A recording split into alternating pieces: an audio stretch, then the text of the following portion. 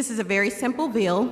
It prevents discrimination based on protective and cultural hairstyles, which includes afros, your natural hair color, braids, locks, twists.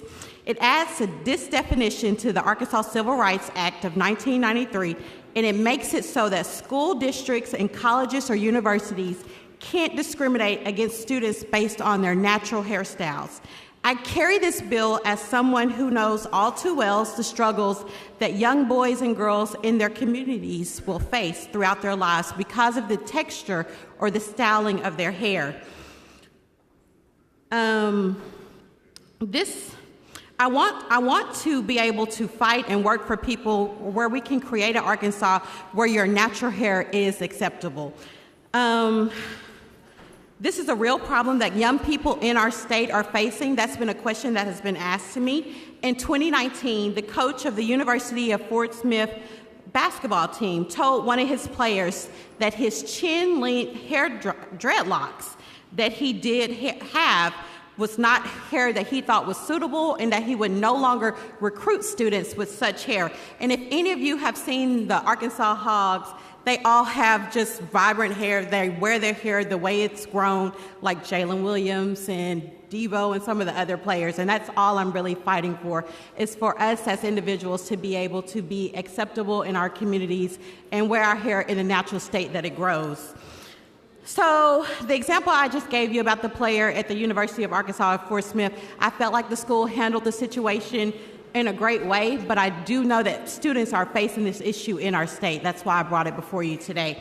And that's just one of the examples of the real and open discrimination that people who wear their natural hairstyles face in our everyday society.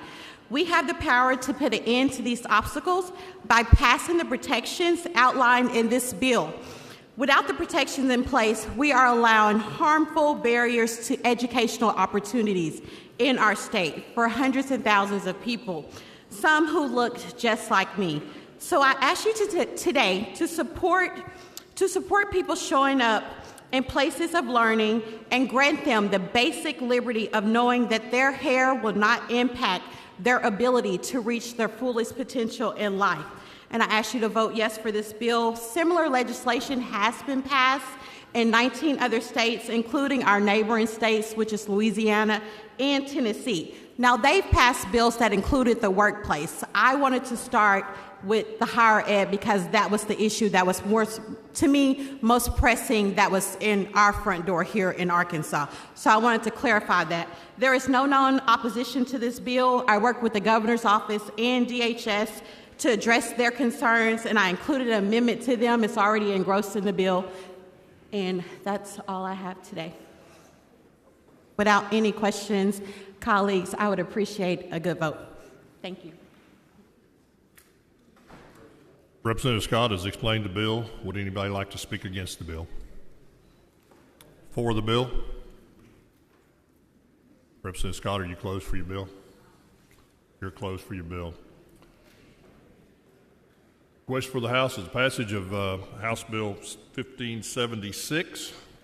Prepare the machine, Madam Clerk.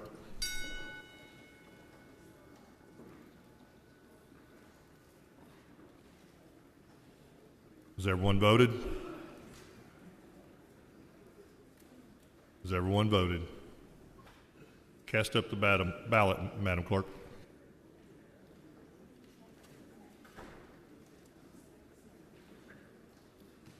At a count of 83 yeas, 6 nays, and 1 present, and 0 non-voters, the bill has passed.